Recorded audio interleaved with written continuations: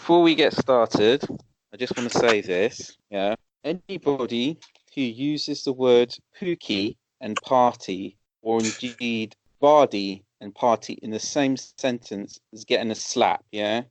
Okay, I'm tired of all these football cliches.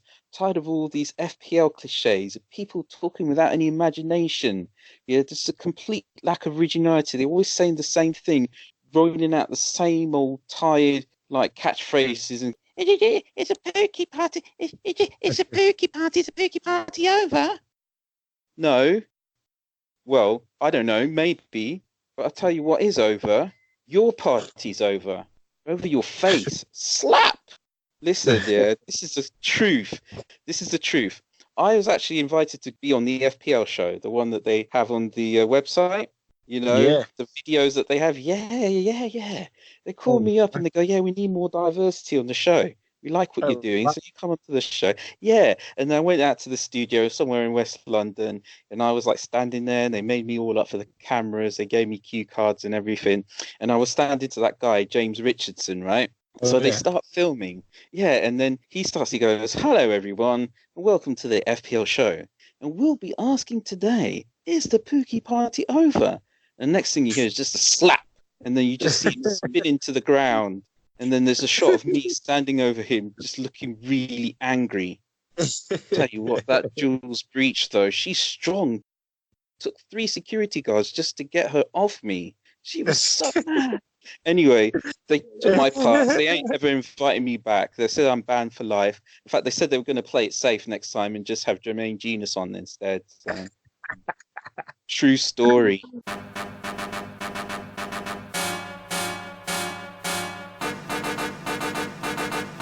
About to witness a monumental throwdown.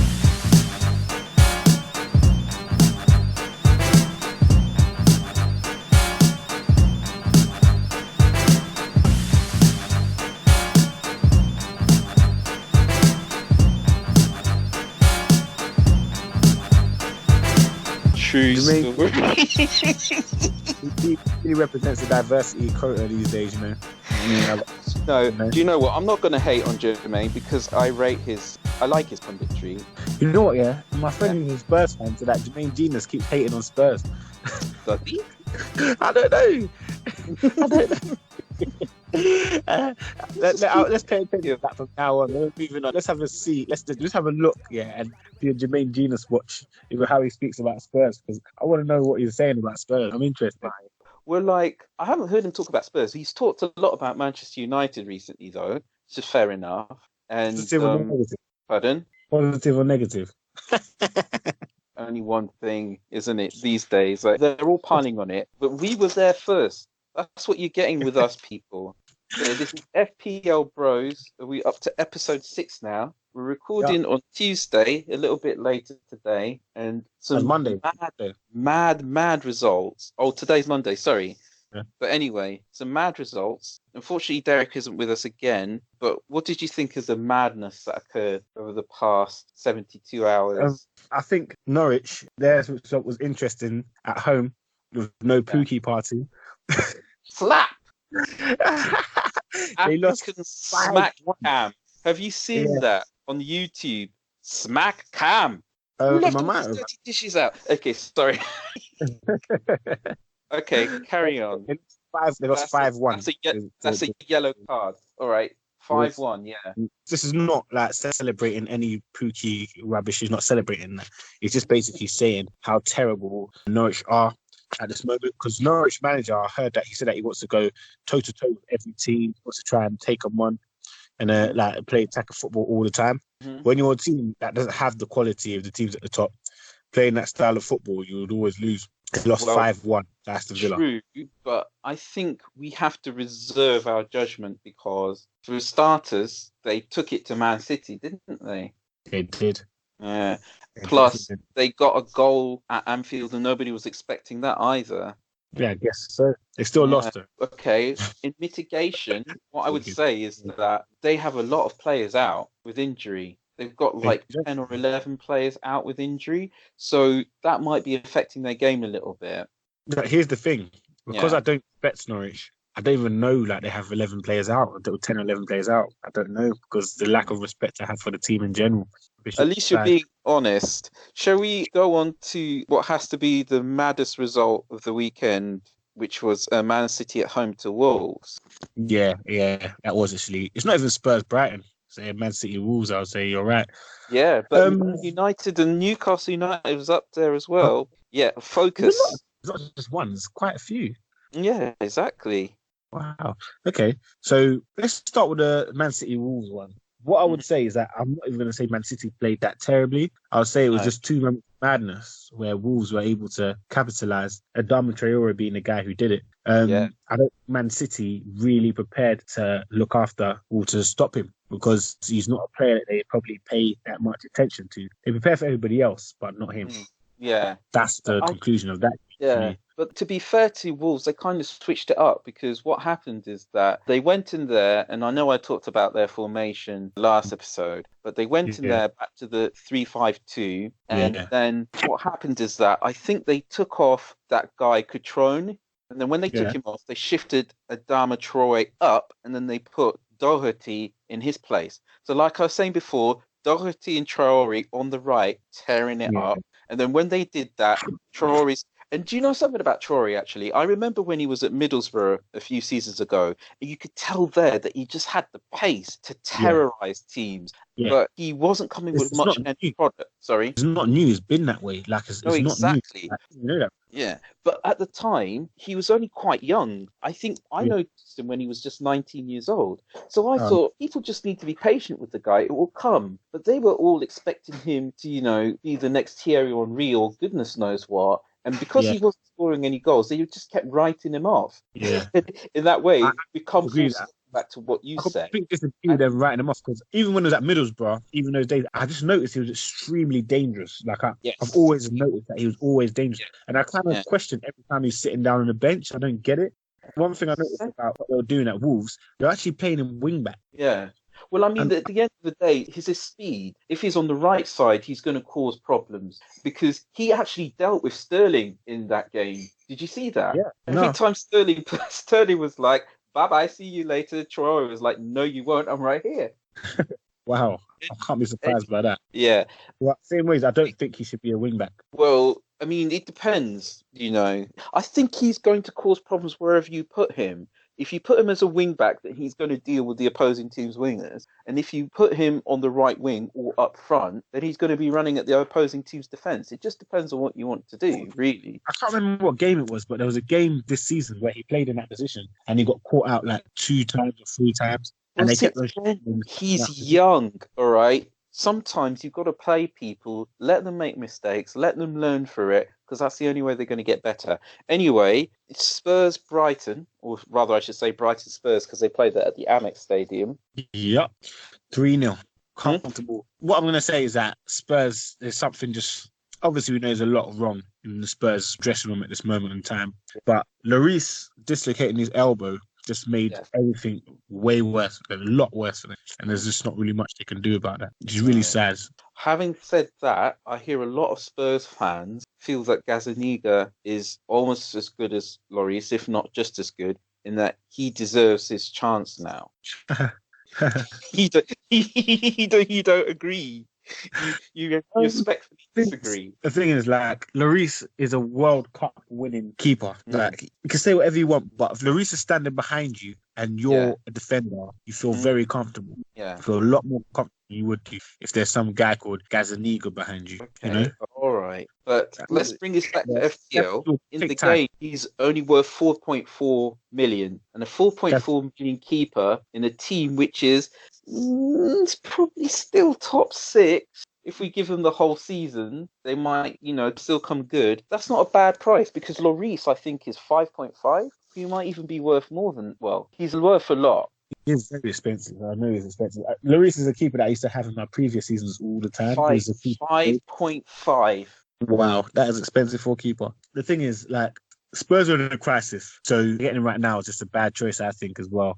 Also, at the same time, a dislocated elbow, if I'm correct, it will take at least 2 months to heal. Yes, at least. So, Yeah. so that's the point. So what you're getting is a Late. top 6 team keeper for 4.4. Now, you're right. Spurs are in a crisis. If you go by their last 2 results, I mean, Yeah. they conceded a total of 10 goals in 2 games. Easy. However, we don't know. They might just pull it out, you know. Okay, they don't really look much like it, right? But Yeah. like I said, See, that's what happened. it's difficult. Sometimes teams can get out of it, and I don't think they're panicking quite yet at Spurs because they've still got good players, and the manager has got a good record, you know. You're all about to witness a monumental throwdown. But anyway, before we go on to Newcastle and Man United, I say this every week. There's no escaping from the teams, my friend. Okay. So, and the second thing I say every week, which is, I didn't do as well as you. Do you know how much you got? Are you serious? I have not even checked how much I got. I didn't think how much I got on purpose. I got 41. I didn't check how much I got on purpose because I didn't do my team. And the reason I didn't do my team is because I was going to use my wild card. Yeah. Mm-hmm. I even got Brightness in my team. I was going to use my wild card. And last minute, like I was at work and I just forgot to finish. Then I just turned my laptop off. So the average was 36. The average was 36, so you got above average. Yeah, I scraped with 39. And guess what? It was pretty much Pepe who saved my game week, even though he's been frustrating me now for like every other week. He just does nothing. But you know he got an assist, don't you? I didn't know that. Yeah, but anyway, enough about Pepe because I feel the more I talk about him, the more he's gearing up to disappoint me. But I actually don't think, Pepe, I don't think Pepe, I think he's a slow burner. I think later on he will come good. Yeah, I think that's the thing. You have to try and pick these players up just before they explode because once they do, everybody's going to find out about them. Yeah, but you need to start getting the points. I may have been playing it too smart here. You know, it's started to like I've been too clever here. But anyway, I see what you're saying, and he still costs a lot of money, and I don't know what I'm going to do. I've got 2 free transfers coming up at the end of the international break, so we'll just see what happens. How much Newcastle? Well, when I bought him, he was 9.4. He's actually 9.3 now, so already I've lost 0.1 on him. Yeah, but think about all the people I could replace him with. I could replace him with Son if Spurs ever look like they're going to start threatening again. I could replace him with Mount. I could replace him with Daniel James. I could replace him with James Madison. So I got quite a few things I could do with that money, you know. I want to flag one thing now. Yeah, he is, isn't it? I want to flag one thing first. What's that? The other day, myself and a friend of mine were trying to do our teams, and when I was doing my wild card and I was selling players, I noticed that they were going for the same price that I bought them for, and if I was going to purchase them back, they were more expensive. Like the inflation occurred. I didn't know it does that. I didn't know that's what happens. James. You've been playing this game for like 6 or 7 seasons now. Okay, just in case there's anybody listening who doesn't know this, and I can't believe I haven't explained it to you, James. Right, FPL, okay, players' prices only ever go up by 0.1 million at a time. But what the game does to stop people speculating is that if your player that you have increases in value, if you sell them for more than you bought them, you only get half the profit. Okay. Yeah. Now, if the player you have drops in value, it just drops. You're losing that money. There's no 2 ways about it. Yeah. But so if you have a player and you buy them for 10 million, if they go up to 10.1 and you sell them, you still only get 10 million. If they go up to 10.2 and you sell them, you get 0.1 profit. And I think they just did that to stop people speculating. Yeah. Yeah. So there you go. Glad to be of service for you there to help you out. But finally, let's talk about this Newcastle United and Man United result. I hate to say I told you so, but I'm not going to say it to you because I'm just going to take to everybody who's not been listening. Ole Gunnar Solskjaer is not up to the job, right? And I can't believe I'm actually seeing people, out there saying, oh, well, Sir Alex Ferguson, he didn't win anything for his first 4 years either. I'm like, no, you can't compare them. You can't compare the two. So Alex Ferguson got to the final of UEFA Cup with Dundee United before he got made Manchester United manager. Okay? Aberdeen. Apologies, Aberdeen. Not only that, also, Alex Ferguson. Aberdeen Scottish League. Yeah, so like Scottish League is only ever Celtic and Rangers, right? and he picked it up as well. Plus, when Alex Ferguson took over in Manchester United, this was in the 80s, and Manchester United were actually quite average in the 80s. Again, another thing that people don't realise. Okay, now we have a Solskjaer. Manchester United were a relatively good team when he took over. Yeah, like I said on the last episode, only very recently came second in the Premier League and won the Europa League. So they weren't bad, okay? It's no comparison. How could they even think about making a comparison? It's not the same. And even if it was the same, nobody gets 4 years to turn a team around nowadays, especially if it's a big club. Especially if they're in the stock market. Yeah, however you want to talk it. Anyway, the result. We need to talk about the result. Longstaff, very good for him. Well, him Mhm. and his brother, seeing them together, looked great, But Yeah. they just weren't good enough, man. No, I don't know. I just feel like the game was very boring to begin with. it was. I actually feel sorry for Rashford. The reason why I feel sorry for him is because he actually really wants to score. Like, he's not one of those people that are just having fun off the field and, just being any joker. He's very serious about his football, but it just isn't working out. And you can see it in his face that he wants it to work out. So I have a lot of sympathy for him. No. Also, it's built that Rashford has the same. Bentner has a better record than Rashford in the Premier League. Yeah, I saw that as well. I mean, the thing is, again, we could talk about Rashford all night long, but Solskjaer, the thing is, maybe Solskjaer is the best manager to get the best out of Rashford, but he's not the manager to get the best out of Man United. So as long as they're playing badly, it's going to affect him. Because remember when he first took over and was telling Rashford, don't overthink too much when you're trying to shoot and score goals. And then Rashford said, yeah, he told me that and it was working and he was scoring goals. That's all great. But like I said, when you run into problems and things stop going badly for you, the best managers always know how to turn it around. And with Rashford, what can I say? It's a bit difficult to tell whether he's got it in him to keep up the standard as long as Solskjaer is the manager. Can he do it while he's there? Can he do it while the rest of the team is misfiring? I don't know. We know the quality he's got, and they did have chances to score in that game. And to be honest, I thought the counter-attacking goal that Newcastle United scored was good. And you need your players to have 100% concentration when you're going to win games like that. Games when you win 1-0 and everybody's expecting you to lose or get a draw. And they were all on it. The defending, actually, Newcastle United put in was quite impressive as well. So I have to tell you, I did like the look of Almiron. I'm starting to keep my eye on him. If this is a turning point for Newcastle United, I reckon that Almiron could be a good acquisition. Okay. I think Man United is that bad. I don't think this is a turning point for Newcastle United. I think that's bad. Newcastle's next game is at the Bridge. The next game's at the Bridge. That's true. Having said that, we're just going to have to see what happens because, even though Rafa Benitez isn't there anymore, Newcastle United, elements of them must know how to defend still. And they might... Yeah, well, we'll see because it was a pretty defensive formation. They had it was, even though they were at home, it was still a defensive formation. But anyway... Newcastle are only strong at home. At home, there's a fortress. Outside of home, they have problems. They literally, outside of home, they're easy. What I mentioned, next week, we're going to see Spurs go up against the Whipping Boys. No, not next week. The week after next week. 19th of October, that is. Who have they got on the 19th? Watford. Oh, you said the Whipping Boys. I thought you said the Wicker Boys. Yeah, and that could be the chance of them to turn it around, or I don't know. Do you have any thoughts on that?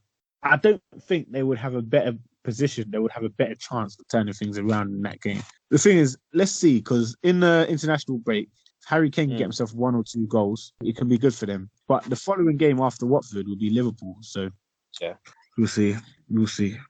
He just barely concealed excitement at the thought of playing Spurs at their lowest ebb for what must be, I don't know, 15, 20. Barely concealed kind of, brush it off nonchalance. You can't wait for that game, can you? No. The next game is Old Trafford. The next game's in Old Trafford. Liverpool and Old Trafford. Well, see, again, a lot can change in a week or 2 weeks or over an international break, so we shall see. You're all about to witness a monumental throwdown. Anyway, I want to also mention KDB, Kevin De Bruyne, and first thing I wanted to say is that he's got a hamstring injury. Now, a lot of people are saying that he's slated to come back after the international break. But there's 2 reasons why I think he might not even come back after that. The first reason I think that is because hamstring is a muscular injury, and muscular injuries can sometimes take longer than expected to recover from. Yeah. And the second reason I say that is because of Pep. The thing about Pep is that Pep doesn't really give away much about his team because he's like that. He wants to keep the opposition guessing, which is fair enough. You don't have to come out and tell everybody about what's going on in your team. Why should you? I know if I was a manager of a big team, I wouldn't be telling everybody, shove the microphone in my face. Oh, when's so-and-so coming back from injury? And I'll just say, yo, mama. I'm not telling you what the opposition to prepare for the game. I'm going to keep them guessing. This is war. It's battle. You keep your plans a secret. Anyway, The part of war. yeah, well, the other thing is that the problem with KDB is he's had so much of these bad injuries in the past that you don't want to rush a player like him back. And even if the physiotherapist says, oh, he's ready to come back on the 90th, you say, no, I'll play it safe. I'll only give him like half an hour or 45 minutes or something. So I wouldn't be surprised if he didn't start on the next game on the 19th. I don't know. What do you think? I think it's dicey. Anything can happen. Yeah. The thing is, Riyad Mahrez is performing right now. As I said, I'm a huge Riyad Mahrez fan. Yeah. I think anyone can play. They all can play. They all can do well. Yes. Going forward, they're fine, but it's just the back that they have a problem with. Yeah. Riyad Mahrez, what I wanted to say about him, his form has been excellent. It's true. However, good. like a lot of them at the Wolves game, they were very disappointing. And I think he actually got taken off after about 65 minutes. Oh, wow. Yeah. The thing is that I think the whole game was like a blowout, as the Americans say, for all of them. But I think an on-form Riyad Mahrez is their best player. And that's a big thing for me to say. I honestly believe that. He's there. I mean, he does it all. And I think the thing about Pep is that when he gets new signings in, he likes to bring them into the team slowly. Bernardo Silva didn't get to play for a long time. Now he's practically undroppable. It's the same for all of them. So Riyad Mahrez, he's been building things up slowly. Again, they've got to mix it up a little bit because Sane's still out long term. So obviously, people are talking about Mahrez as a replacement for KDB. Most people have bought him already. I didn't pull the trigger because I'm saving my two strikers, and I'm in an R and over Pepe. But anyway, Pepe is on a stay of execution from my team at the moment because of his assist. By the way, he put in a corner, and it was the corner that David Luiz scored that header goal from. So, just imagine. I think David Luiz picked up 12 or 13 points. Anyway. More than that. 15. Sorry? I think he picked up 15. Yeah, that's not bad, is it? Anyway, Riyad Mahrez, you're right, he's good. And some people think he's a viable alternative for KDB. But I just want to make one point of interest here. Sometimes people get excited about KDB, and I just want to say to them, calm down a little bit. So let's not forget, Man City won the title last season, and he didn't play for most of that time. And not only did they win the title, but they knew they had to keep it up because Liverpool were chasing them every step of the way. Yeah, and that's pressure. And so who was bringing it when they were under pressure? A man, Raheem. Okay, so you can talk about KD all you like, but I am not abandoning Raheem Sterling just yet. Yes, I know he's more expensive. Yes, I know he hasn't scored in a while. And yes, I know everybody captained him at the weekend and then they got 2 points out of it. But what should be telling for most people is that Sterling stayed on the pitch. That's how much Pep trusts him. Pep trusts the guy. I wouldn't say he was a favourite of Pep per se, but I think Pep expects a lot from Sterling and he knows that he has to play him to get the best out of him, and he knows he has to show that he's got a bond to him. And also, oh God, what was the other thing I was going to say? Yeah, Pep picks his teams depending on the opponent. And so I think most of the time he knows that he's going to get some change out of the opponent if he plays Sterling. So to all the KDB lovers out there, and I admit he's in my team as well, just remember what happened last season when he didn't play. And I'm not so sure that Man City would have won that game even if he had been playing, because he was playing when they lost to Norwich City. So I'm just going to say, recognise Raheem. Shall we make that a thing? Shall we make that a slogan? Recognise Raheem. No, it's not going to catch on, is it? I don't care. I would use it anyway. I use it as a hashtag.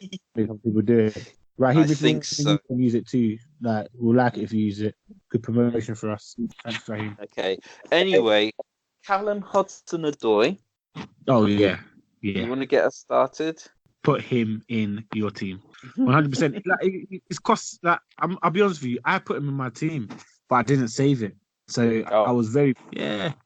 I had him in my team. I didn't save it. He's one of the guys that I was using my wild card to get. He seemed like he was okay. worth the money. Like, I was getting rid Yeah. of Gonzalez and putting him instead. Callum Hudson-Odoi, like he's just getting started. Don't forget all his Yeah. mates are scoring and doing so well. So his confidence is sky high. He thinks he's better than his mates. You know what I mean? So he comes in there and he sees all his mates scoring every game, Mason Mount and Tammy Abraham. He wants to get in on that. I think all the fans want to get in on that. They all want to get involved. They all that's how they feel. They're very confident at this moment in time. Yeah, it's working now. Callum is available for 5.9 and he played 27 minutes against Brighton and he played 79 minutes against Southampton. So he looks to me like he's keeping Pulisic out of the team. He is. Yeah, that's interesting. That Although Pulisic's assist for Batshuayi's goal was a good one. Did you see it? Yeah, it was very nice. Yeah. He's comfortable sitting on the bench though. He doesn't mind. He just likes being part of the setup. No, well, I mean, still an awful lot's been expected of him. And when he was at Dortmund, he was one of the main men. So it's a bit of a step down for him not to be playing every week. I don't know how long he's going to be satisfied with that. But yeah, Callum's looking very exciting. He just needs to start adding those goals. It'd be lovely if we could get from Lampard, the sign that he's going to be a fixture, because by the looks of it, that would mean he'd be playing Callum, Mount and William with Abraham up front, Kante and Jorginho in the defensive midfielder positions, and then whoever's fit as fullback and Tomori and Rudiger when he comes back as centre back. Have I got that about right? Yeah, but I also don't think. I think Williams eventually going to be offloaded. I don't think Williams part of his long-term plans. Maybe so. But to be fair to William, if he is going to be offloaded, he's putting himself out there. Yeah. I don't remember him being this consistent for a long time. Because that's the thing about William. Sometimes he's good, but sometimes he just goes missing. And he's enjoying it. Yeah, maybe. But yeah, Callum Hudson-Odoi, I have to admit, I've got my eye on him, definitely. Again, it's all about value, people.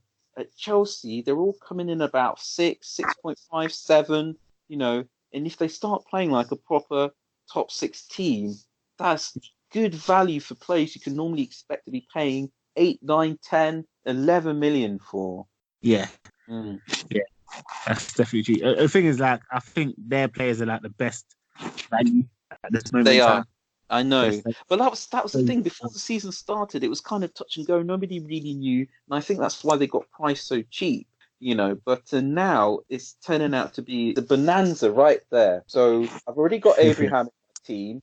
I'm happy about that. He got me the goal, 2 bonus points at the weekend. Again, made it all worthwhile. Now I can't decide between Mount or Hudson-Odoi. Obviously, Pepe is going to have to make way for one of them. Or I don't know, it might even be KDB. What do you think? I'm so in love with Pepe. I'm going to get rid of KDB instead. What was that? I would pick Hudson-Odoi. The reason why I pick Hudson-Odoi is because I think he's only just getting started, whereas Mount is in the middle. Yeah, if that makes he's already got going. So because he's got going, I don't see it getting that much higher than now. I see Mount getting a goal every 2-3 games. Where I see Hudson-Odoi eventually getting a goal a game. You know what? You are actually starting to convince me. I was thinking about Mount, but Callum Hudson-Odoi, just thinking about the way he was playing. We'll get you assists as well, but Hudson-Odoi is going to get it all. Okay.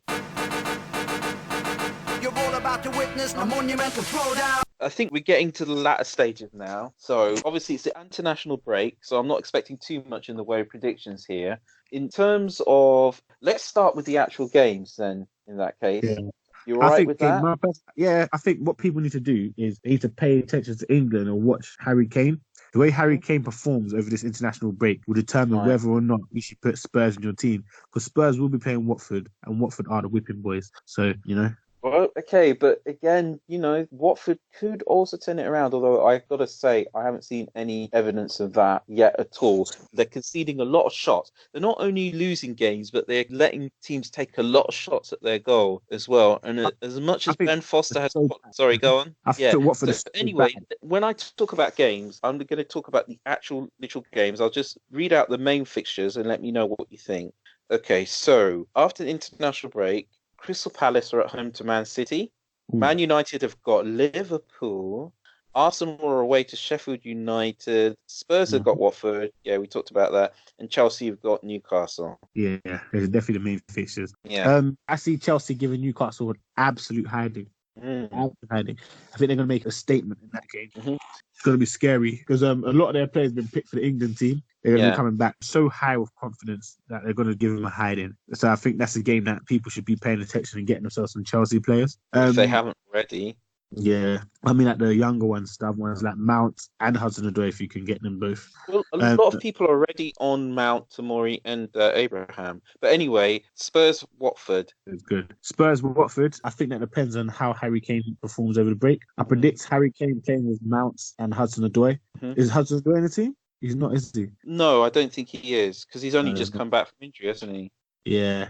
But him playing with Mount and around Tammy Abraham, I think, because I see Harry Kane is quite a competitive person. He's not going to want Tammy Abraham to score more goals than him. So because Tammy Abraham's in there and he wants to show him how things are done, he's probably going to try a bit harder.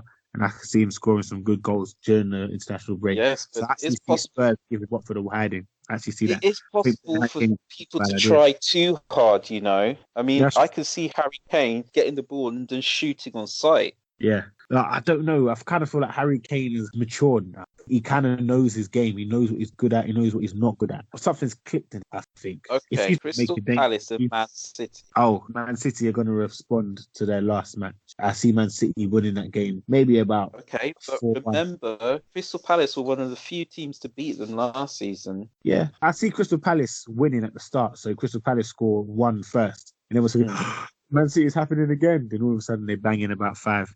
You know how Man City is. Yeah, it's true. They could come back at literally any time. And then Man United and Liverpool. I think that's going to be a comfortable Liverpool victory. And I'm not saying that. I'm not even Yes, saying you are. Yes, you are. And do you know what? We're going to move on because I think I'm about to throw up. All right, then. Sheffield United and Arsenal. I see that being a draw. Yeah? Yeah, I do.